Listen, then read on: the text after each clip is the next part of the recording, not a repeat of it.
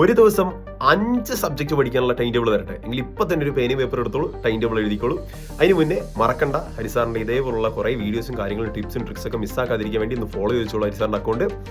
അപ്പം നിങ്ങളെ ലൈഫിൽ നോക്കൂ മക്കൾ, 2 ദിവസങ്ങളാണുള്ളത്. അതായത് ഒന്നെന്ന് പറഞ്ഞാൽ നിങ്ങൾ രാവിലെ തൊട്ട് വൈകുന്നേരം ഒരു സ്കൂളിൽ പോയിട്ട് ട്യൂഷനും കഴിഞ്ഞ് വീട്ടിലെത്തിയിട്ട് ബേൺ ഔട്ട് ആയിരിക്കുന്ന സമയത്താണ്, അതൊരു ദിവസം. രണ്ടാമത്തെ ഒരു കാറ്റഗറി ഓഫ് ദിവസമുണ്ട്, അതായത് നിങ്ങളുടെ ഫേവറേറ്റ് ആയിട്ടുള്ള ദിവസമാണ് ലീവ് ദിവസം, ശനി ഞായറൊക്കെയാണ്. അപ്പോൾ ഈ ശനി ഞായർ നിങ്ങൾ ചെയ്യേണ്ട കാര്യം വെച്ചിട്ടുണ്ടെങ്കിൽ 2 മണിക്കൂർ വെച്ചൊരു 5 സ്ലോട്ട് ഉണ്ടാക്കി വെക്കുക. യെസ്, 10 മണിക്കൂറാണ് സാറിന് അറിയാം. 10 മണിക്കൂർക്ക് സിമ്പിളായിട്ട് നിങ്ങൾക്ക് പഠിക്കാൻ പറ്റും. അതായത് രാവിലെ ഏർലി മോർണിംഗ്, ലേറ്റ് മോർണിംഗ്, പിന്നെ ഒരു ആഫ്റ്റർനൂൺ പഠിക്കാൻ പറ്റും, പിന്നെ ഒരു ഈവനിങ് സെഷനിൽ നിങ്ങൾക്ക് പഠിക്കാൻ പറ്റും, ലേറ്റ് ഈവനിങ് നിങ്ങൾക്ക് പഠിക്കാൻ പറ്റും. ഇതാണ് ഈ ടൈം ടേബിളിൻ്റെ ഒരു സെഷൻ. ഈ 2 മണിക്കൂർ നിങ്ങൾ ഇഷ്ടപ്പെട്ട ഓരോരോ വിഷയങ്ങൾ എടുത്തിട്ട് 5 സബ്ജക്റ്റ് നിങ്ങൾ പഠിക്കുക.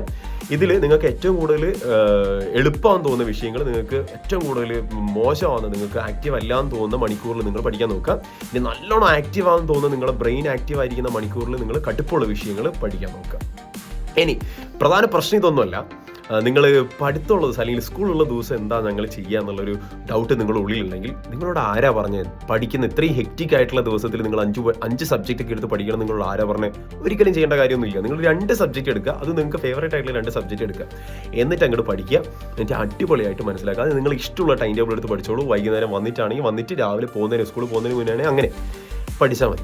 ഓക്കെ, അപ്പോൾ ഇത്രയും കാര്യമുള്ളൂ. പിന്നെ ആവശ്യമില്ലാണ്ട് വെറുതെ സ്ക്രോൾ ചെയ്തിട്ട് റീലും കാര്യങ്ങളൊക്കെ വെറുതെ ആവശ്യമില്ലാത്ത റീലും കണ്ടിട്ട് നിൽക്കേണ്ട കാര്യമൊന്നുമില്ല. ടൈമായി, പഠിക്കാനുള്ള സമയമായി, എക്സാം ടൈമായി, അപ്പോൾ അതിനുള്ള ശ്രമമായിരിക്കണം. അപ്പോൾ ഇതേപോലുള്ള കാര്യങ്ങൾ കിട്ടാൻ വേണ്ടി ഹരിസാറിനൊന്ന് ഫോളോ ചെയ്ത് വെച്ചോളൂ. നമുക്ക് ഇനിയും കാണാം. Bye bye.